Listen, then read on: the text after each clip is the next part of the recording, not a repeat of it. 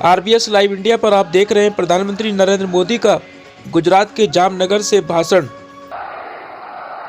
भारत माता की, भारत माता की, भारत माता की। તમને બધાને થતું હશે કે નરેન્દ્રભાઈ પાઘડી પહેરીને કેમ આવ્યા અને મુખ્યમંત્રીએ પાઘડી પહેરાવા જતા હતા તો મેં કહ્યું તમે આના ઉપર જ મૂકો, મારે આ પાઘડી ઉતારાય એવું નથી।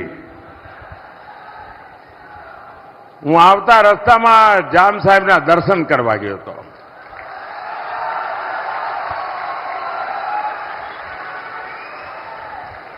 અને મારું સૌભાગ્ય છે કે મારા ઉપર એમનો ખૂબ અનન્ય પ્રેમ રહ્યો છે, સમગ્ર પરિવારનો અનન્ય પ્રેમ રહ્યો છે। અને જામ સાહેબ પાઘડી પહેરાવે પછી તો કઈ બાકી જ ના રે ભાઈ।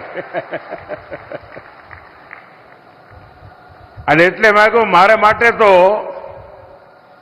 જામ સાહેબની આ પાઘડી મોટો પ્રસાદ છે। અને જામનગર સાથેનો મારા નાતાની અનેક વિશેષતાઓ રહેલી છે। ગયા 2 દિવસથી હું ગુજરાતમાં ભ્રમણ કરી રહ્યો છું। આમ તો કઈ ગુજરાતમાં વોટ માંગવા ના આવવાનું હોય,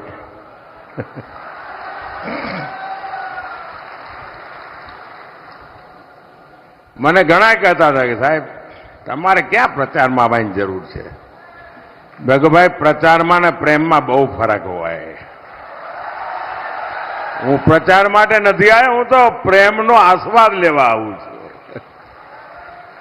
ગુજરાતની ધરતીએ જે પ્રેમ આપ્યો છે, જે આશીર્વાદ આપ્યા છે, એ તો મોટી મૂડી છે। અને આજે જ્યારે જામનગર આવ્યો છું ત્યારે અનેક જૂની વાતો તાજી થાય, કારણ કે સંગઠનનું કામ કરતો ત્યારે પણ આવતો। પણ એકવાર બહુ મહત્વની ઘટના બની, બુચ્ચર મોરીની યુદ્ધની વાત। અને મને આપણા ક્ષત્રિય સમાજના આગેવાનો નિમંત્રણ આપવા આવ્યા।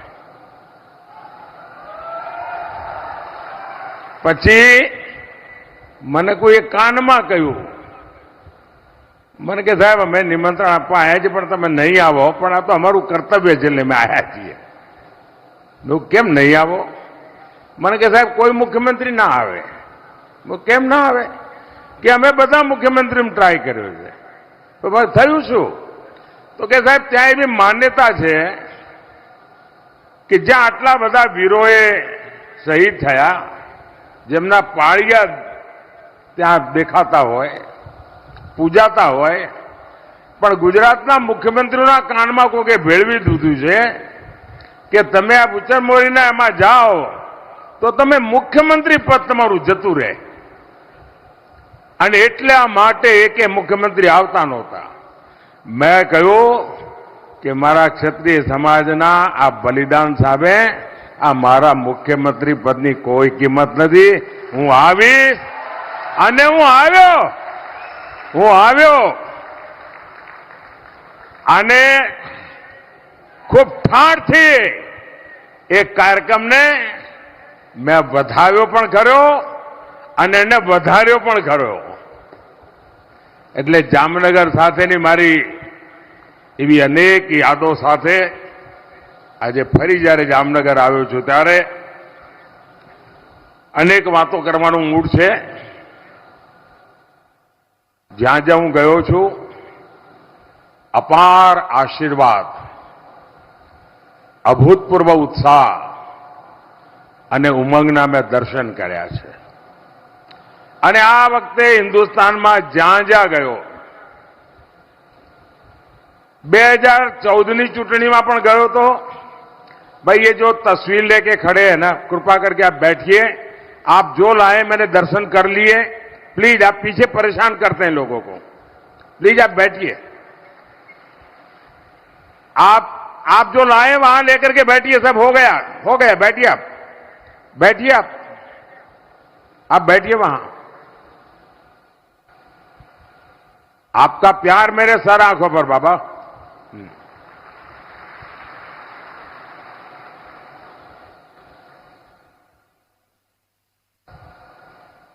અને ગુજરાત હોય કે તમિલનાડુ હોય કે કાશ્મીર કન્યાકુમારી હોય કે આસામ હોય, જ્યાં જ્યાં ગયો મેં આવો ઉત્સાહ, આવો ઉમંગ અને આટલો બધો વિશ્વાસ અને કમિટમેન્ટ ન 2014માં જોયું છે ન 2019માં જોયું છે, જે હું 2024માં જોઈ રહ્યો છું. કારણ 14માં ગયો ત્યારે બધાના મનમાં હતું કે આ ભાઈ છે કોણ. ગુજરાતવાળા ઓળખે, બહાર તો બહુ કે એટલી ઓળખાણ ના હોય. 19માં ગયું ત્યારે કે આ માણસ તો કામનો છે. અને 24માં હું જોઉં છું કે ભાઈ હવે તો આપણા દેશનો દુનિયામાં ડંકો વગાડવાનો છે. મોદી સાહેબ આગળ વધો. અને જ્યાં જઈએ ત્યાં એક જ સ્વર, फिर एक बार, फिर एक बार, फिर एक बार. साथियों, गुजरात ने वर्तमान में देश के लिए जितना योगदान दिया है उतना ही योगदान अतीत में भी दिया है. जामनगर के महाराजा दिग्विजय सिंह जी ने द्वितीय विश्व युद्ध के समय पोलैंड के नागरिकों को यहां जामनगर में शरण दी थी. और आज भी पोलैंड की पार्लियामेंट का सत्र जब शुरू होता है तो सबसे पहले जामनगर का स्मरण होता है, दिग्विजय जी महाराज साहब का स्मरण होता है, बाद में पार्लियामेंट शुरू होती है. और उन्होंने जो बीज बोए उसके कारण आज भी पोलैंड के साथ हमारा रिश्ता बहुत मजबूत हुआ है. और जैसा मैंने कहा, जाम साहब के परिवार के साथ मेरा जो नाता रहा है, उनका जो आशीर्वाद रहा है, तो आज मैं यहां आते समय उनके आशीर्वाद लेने गया था और उन्होंने मुझे प्यार से पगड़ी पहनाई, आशीर्वाद दिए. और जब जाम साहब विजयी भव कहते हैं तो फिर वो विजय निश्चित हो जाता है. हमारे देश के राजा महाराजाओं ने अखंड भारत बनाने के लिए अपना पीढ़ियों का राजपाट दे दिया था. उनके योगदान को ये देश कभी भूल नहीं सकता है. लेकिन आजादी के 75 साल के बाद भी इतिहास की इस महत्वपूर्ण घटना को नकार दिया गया. आज भी शाहजादे जो भाषा बोलते हैं वो ये देश स्वीकार नहीं कर सकता है. लेकिन मैंने भारत की एकता में सरदार वल्लभ भाई पटेल का जो योगदान रहा है और दुनिया का सबसे बड़ा स्टैच्यू बनाया, और वहीं पर देश की एकता के लिए योगदान देने वाले राज परिवारों का म्यूजियम मैं बना रहा हूं. आजादी के इतने सालों के बाद ये मान सम्मान देना किसी सरकार को विचार नहीं आया, मुझे आया, क्योंकि मैं इतिहास की महानता को पूजने वाले लोगों में से हूं. और मैं जानता हूं जो इतिहास भूल जाते हैं वो कभी इतिहास बना नहीं सकते.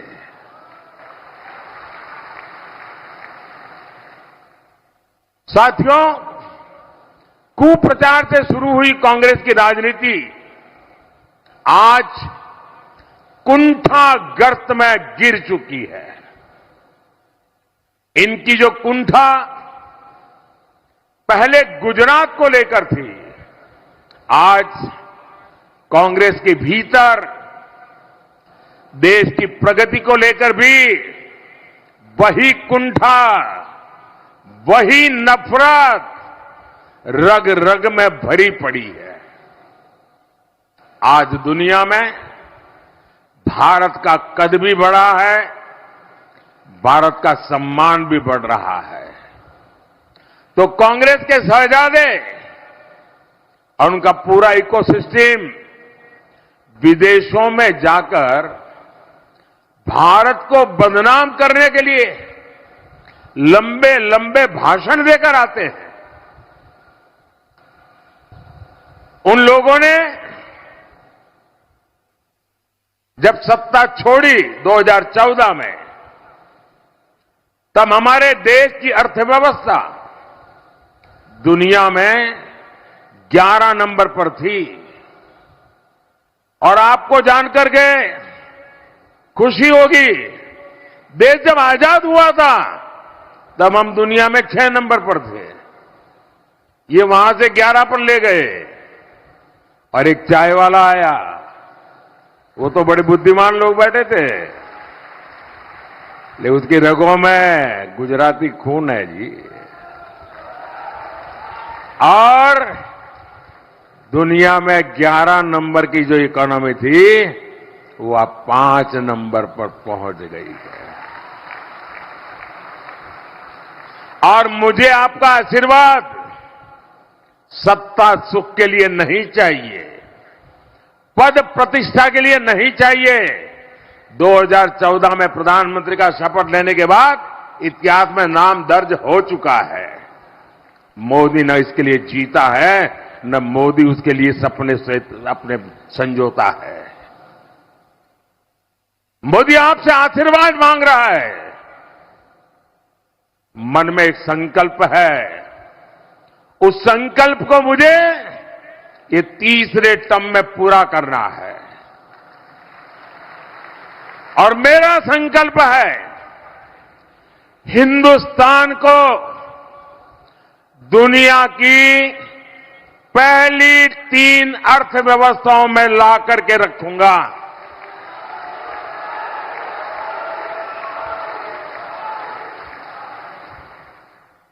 और आप कल्पना कर सकते हैं, जब विश्व में तीसरे नंबर की अर्थव्यवस्था हिंदुस्तान बनता है, तो दुनिया के लिए भारत का नजरिया कितना बदलेगा।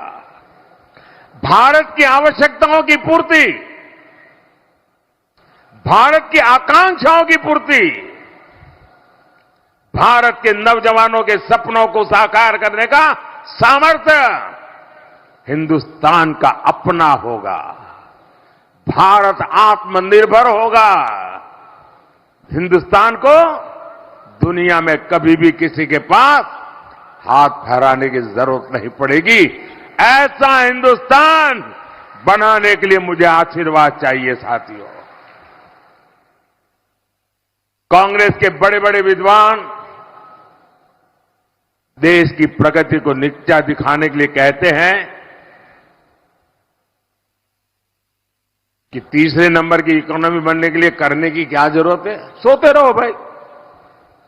जो लोग हर चीज का सॉल्यूशन खटाखट करके गरीबी दूर होगी कहते हैं, एक झटके में बोले गरीबी दूर होगी। जो खटाकर और कटाकट में ही जो फंसे पड़े हैं, उनको समस्याओं से, चुनौतियों से कैसे टकराना, समस्याओं का कैसे समाधान कहना, चुनौतियों को कैसे परास्त करना, ये शायद कभी सोचा भी नहीं होगा। साथियों, नीति क्या होती है, निर्णय क्या होते हैं, और जब नीयत साफ होती है ना, तो नतीजे भी तो शानदार होते हैं। साथियों, कांग्रेस का जहर इतना बढ़ चुका है, इतना बढ़ चुका है, पता नहीं 4 जून आते आते ये विष कहां कहां फैल जाएगा। जब कांग्रेस का मैनिफेस्टो आया, तब मैंने देश को चेताया था। खास करके देश में जो विचारक वर्ग है, उनको मैंने इशारा किया था कि कांग्रेस का मैनिफेस्टो देश के लिए खतरे की घंटी है। और मैंने साफ साफ कहा था, कि मैं कांग्रेस के मैनिफेस्टो में मुस्लिम लीग की छाप देख रहा हूं। तो कुछ लोगों को शायद लगा होगा ये तो एक पॉलिटिकल स्टेटमेंट है, लेकिन जब उसकी बारीकियों में लोग जाने लगे तो देश बेचैन बनता गया। जो भाषा मुस्लिम लीग बोलती थी, देश के आजादी के पहले भारत का विभाजन की भाषा, जो नैरेटिव गढ़े गए थे, दुर्भाग्य से आज कांग्रेस का मैनिफेस्टो उन्हीं बातों को लेकर के आज देश के वासियों से वोट मांग रहे हैं। इंडिया अलायंस की रैलियों में इंडिया अलायंस के नेता मुस्लिम वोटर्स को वोट जिहाद करने की अपील कर रहे हैं, और वो भी कोई मदरसा से निकला हुआ बच्चा नहीं बोल रहा है। कांग्रेस के टॉप लीडरशिप में बैठने उठने वाले बहुत पढ़े लिखे परिवार के कांग्रेस के नेता वोट जिहाद की बात कर रहे हैं। और कांग्रेस का और वोट जिहाद का क्या रिश्ता कहलाता है, ये आपको कांग्रेस के इतिहास से पता चलेगा। आप याद करिए, जब देश में जिहाद के नाम पर आतंकी हमले होते थे, तब उन आतंकियों की वकालत में सबसे पहले कांग्रेस के लोग आते थे। कश्मीर में अलगाववादी जिहादियों की मेजबानी तब के प्रधानमंत्री करते थे, तस्वीरें मौजूद है। मुंबई में आतंकी हमला हुआ 26/11 को, उसमें कसाब और दूसरे आतंकियों को बचाने के लिए कांग्रेस के नेता आगे आए। मुंबई आतंकी हमले के जिहादियों को बचाने के लिए किताबें लिखी गई, कांग्रेस नेताओं ने उसे रिलीज किया। दिल्ली में बाटला हाउस एनकाउंटर में जिहादी आतंकवादी मारे गए तो कांग्रेस की मैडम, उनके आंखों में आंसू बह रहे थे, रुकते नहीं थे। ये कांग्रेस के नेता कह रहे। अफजल गुरु को फांसी हुई, उसे माफी दिलाने के लिए इसी इकोसिस्टम के लोग सुप्रीम कोर्ट से लेकर राष्ट्रपति तक पहुंच गए थे। और अब ये लोग देश में वोट जिहाद करने का नारा लगा रहे हैं। साथियों, कांग्रेस पार्टी इस समय 2 रणनीतियों पर चुनाव लड़ रही है। पहला, जाति के नाम पर समाज को बांटना। दूसरा, तुष्टीकरण के जरिए अपनी वोट बैंक को एकजुट करना। इसलिए कांग्रेस पार्टी ने पहले दलित, आदिवासी और पिछड़ा वर्ग के आरक्षण को लेकर झूठी, 100% झूठी अफवाहें फैलाना, चारों तरफ चू चू चू करना शुरू कर दिया। इसे चुनाव का एजेंडा बनाने की कोशिश की, और अब कांग्रेस आरक्षण के खिलाफ अपने असली मकसद में जुट गई है। Congress party SC, ST, OBC का आरक्षण उनसे छीनकर, उसमें से हिस्सा लेकर एससी, एसटी, ओबीसी समुदाय को अन्याय करके धर्म के आधार पर आरक्षण के लिए संविधान परिवर्तित करना और मुसलमानों को आरक्षण देना, इसके लिए तैयारी कर रहे हैं। कर्नाटका में कांग्रेस ने क्या किया? रातों रात फतवा जारी किया, एक हुक्म निकाला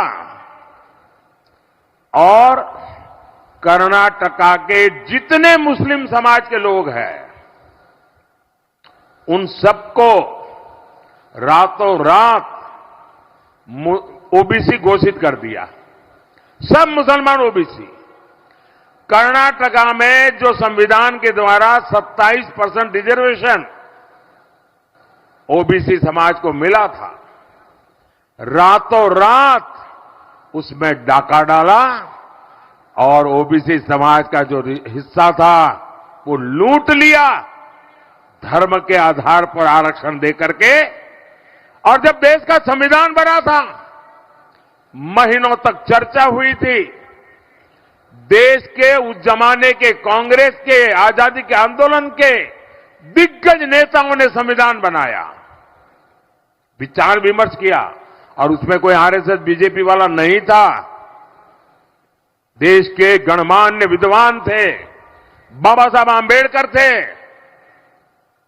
और उन्होंने चर्चा करके तय किया कि भारत जैसे देश में धर्म के आधार पर आरक्षण नहीं दिया जा सकता।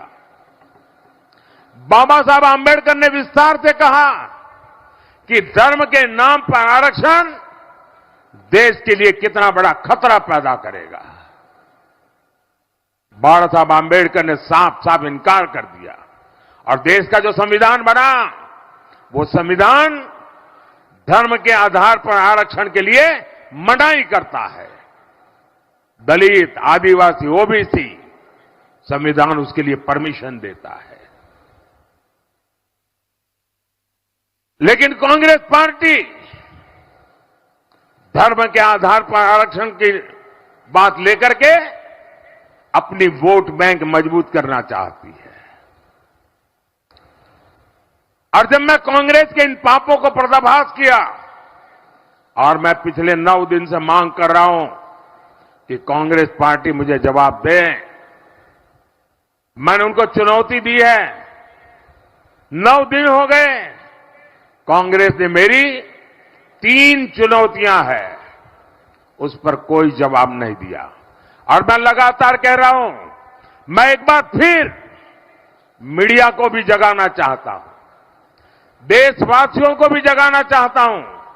एक बहुत बड़े खतरे की तरफ ये लोग ले जा रहे हैं, इसलिए मैं जगाना चाहता हूं। और मेरी 3 चैलेंज क्या है?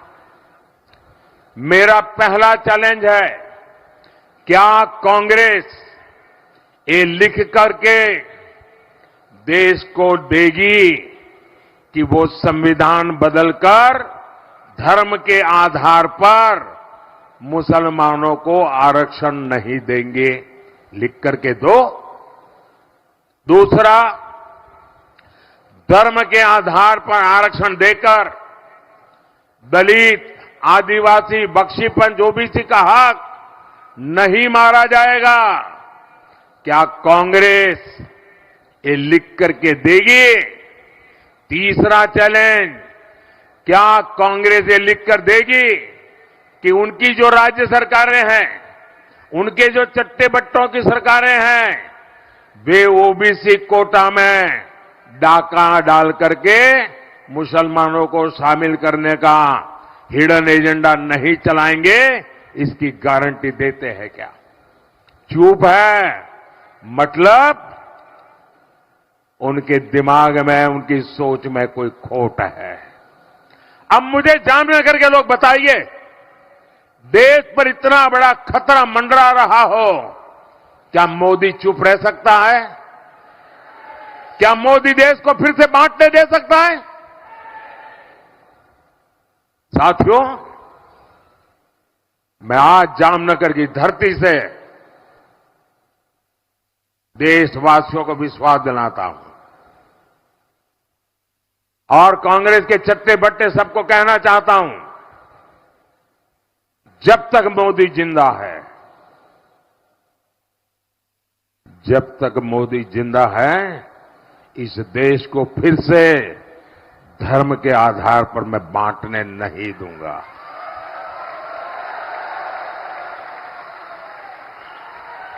धर्म के आधार पर दलित, आदिवासी, बख्शी पंच, इनके हक छीनने नहीं दूंगा। ये जिंदा हूं तब तक मैं लड़ता रहूंगा। और कांग्रेस जवाब देने के बजाय मुंह छिपाकर देशवासियों की आंख में धूल झोंक रही है। साथियों, कांग्रेस के लोग, उसके शहजादे, पूरी उनकी इकोसिस्टम हमारी आस्था पर प्रहार करने का कोई मौका नहीं छोड़ते।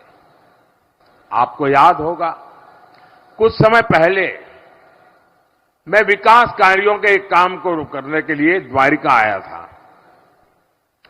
द्वारिकाधीश के दर्शन के बाद मैं समुद्र के नीचे उस द्वारिका के दर्शन करने गया जिसका वर्णन हमारे धर्म ग्रंथों में आता है। मैंने समुद्र के भीतर कुछ देर ध्यान और पूजन भी किया। कांग्रेस के शहजादे को उससे भी तकलीफ है और मैं तो हैरान हूं, उत्तर प्रदेश में, बिहार में जो अपने आप को यदुवंशी कहते हैं, वो उनके साथ बैठे हैं जो श्री कृष्ण की द्वारिका को नकार देते हैं और जो शहजादा श्री कृष्ण की द्वारिका में पूजा अगर हो तो उसका मजाक उड़ाता है। उन्होंने कहा कि समुद्र के भीतर पूजा के लिए कुछ नहीं है। अरे जिसको मिनिमम नॉलेज नहीं है, ऐसे लोगों से क्या करना है? आप मुझे बताइए, इनकी हिम्मत है कि किसी दूसरे मजहब के बारे में ऐसी बात कर दे? ये किसी दूसरे की मजहब की बातों को झूठा कह सकते, उसके मजाक उड़ा सकते हैं? ये राम मंदिर का बहिष्कार करते हैं, द्वारका को झूठा बताते हैं, हिंदू धर्म की शक्ति ऐलान कर दिया। हिंदू धर्म में जो शक्ति की कल्पना है, मैं उस शक्ति का विनाश कर दूंगा। क्या इस देश में कोई शक्ति के विनाश की कल्पना कर सकता है क्या? हम शक्ति के उपासक हैं जी। ये कांग्रेस का चरित्र है। अभी तो उन्होंने कह दिया शिव और राम का भी झगड़ा करा दूंगा। उन्होंने ये भी कह दिया कि हम राम को पराजित करेंगे। क्या हो गया है कांग्रेस को? और इसलिए मैं कह रहा हूं, कांग्रेस से बहुत सावधान रहने की जरूरत है। अब मुझे बताइए भाई, किसी के भी मन में किसी कारण से राजी नाराजी हो सकती है, लेकिन उसके लिए कांग्रेस को वोट देने की चर्चा कोई करे तो मैं जरा पूछना चाहता हूं कि भाई किसी को भारत में सरकार बनानी है तो उस पार्टी को कम से कम 272 सीट तो जीतनी पड़ती है कि नहीं जीतनी पड़ती? जरा बताइए ना। 272। अब भाजपा के सिवाय इस देश में एक भी पार्टी 270 सीट पर चुनाव नहीं लड़ रही है। अब चुनाव ही नहीं लड़ रहे हो और आप प्रधानमंत्री बनना। अब मुझे आप पर पूछना है, मुझे गुजरात के नागरिकों को, देश के नागरिकों को पूछना है कि जो 272 सीट पर चुनाव नहीं लड़ रहे जी, उसको वोट देकर के वोट क्यों बर्बाद कर रहे हो रे? कोई लॉजिक है क्या? और आपको क्या पड़ी है कि वोट देने का सोच रहे हो? खुद कांग्रेस का शाही परिवार जो दिल्ली में रहता है, वो खुद इस बार कांग्रेस को वोट नहीं देने वाला है। अब आपको आश्चर्य होगा, ये सच्चाई है, क्योंकि जहां वो रहते हैं ना, जहां उनका वोट है, वहां कांग्रेस का उम्मीदवार ही नहीं है। यहां हमारे अहमद भाई का परिवार, अहमद भाई कांग्रेस के बहुत बड़े नेता रहे, वो परिवार भी इस बार कांग्रेस को वोट नहीं दे पाएगा। वहां भी कांग्रेस का उम्मीदवार नहीं है भरूच में। भावनगर में उनके एक बहुत बड़े नेता बड़बोले रहते हैं, अगर वोट उनका भावनगर में है तो वो भी कांग्रेस को वोट नहीं दे पाएंगे। जिस कांग्रेस के नेता कांग्रेस को वोट नहीं दे रहे, देशवासियों को क्या जरूरत है भाई उसको वोट दे करके वोट बगाड़ दे की।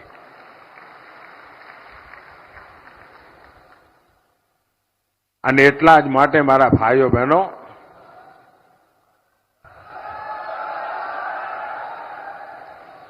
આજે હું જ્યારે જામનગરની ધરતી પર આશીર્વાદ લેવા આવ્યો છું ત્યારે આ સમયગાળા તમે જુઓ.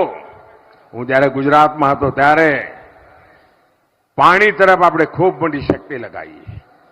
આજે પૂરા ક્ષેત્રમાં આપણે કનેક્ટિવિટી માટે અભૂતપૂર્વ વિકાસ કરી રહ્યા છીએ. અમૃતસર, બઠિંડા, જામનગર કોરિડોર 80,000 કરોડ રૂપિયા. આપ વિચાર કરો કેટલી મોટી તાકાત ઊભી થવાની છે. ધોરાજી, જામકંડોરણા, કાલાવાડ સેક્શનનું ચૌડીકરણ, રસ્તો પહોળો થઈ રહ્યો છે. અહીંયા દ્વારકામાં સુદર્શન સેતુ. હવે સુદર્શન સેતુ જોવા માટે ટુરિસ્ટો આવવા મળે અલગથી. નહીં તો પહેલા બેટ દ્વારકા જવું હોય તો તકલીફ પડતી હતી ભાઈ, રાહ જોવી પડતી હતી. અને દરિયો ગાળો થયો હોય તો પાછું 2 દાડા રોકાઈ જવું પડે. આજે સુદર્શન સેતુ એક નજરાણું બની ગયો. જામનગર અમદાવાદ વંદે ભારત ટ્રેન. બાબા,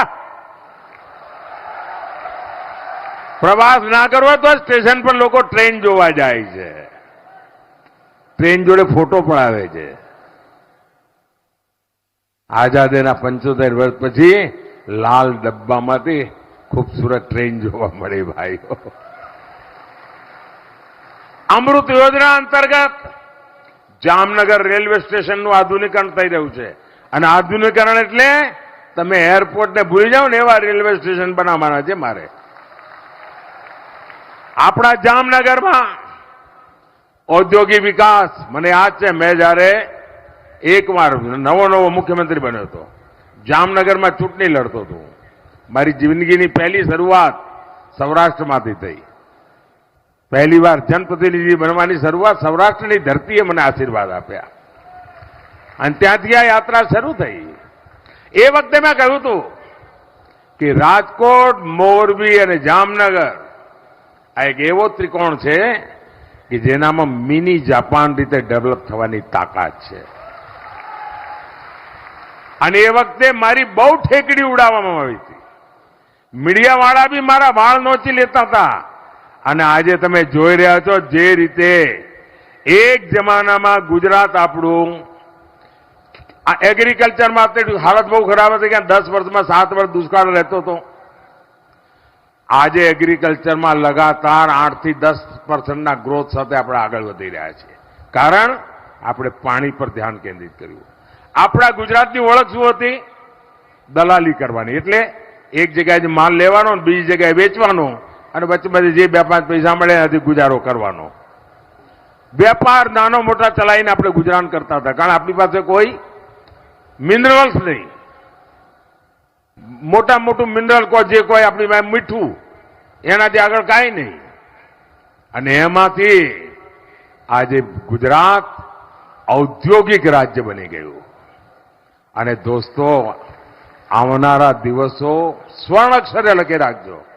તમે જુઓ કેવું આમ લાઈન બંધ પડ્યું છે.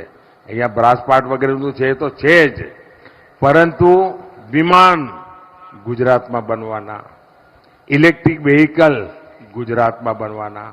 દુનિયાના 4 જ 5 દેશ છે જ્યાં સેમિકન્ડક્ટર છે. આ સેમિકન્ડક્ટર હિન્દુસ્તાનમાં ગુજરાતમાં બનવાના ભાઈ. એનો અર્થ એ થયો કે અને એક જમાનો આવશે ભારતમાં જે ઇલેક્ટ્રિક વ્હીકલ ચાલતા હશે ને એની ચીપ ગુજરાતમાં બની હશે. દોસ્તો, આ ક્રાંતિકારી ચીજો થઈ રહી છે. ગુજરાત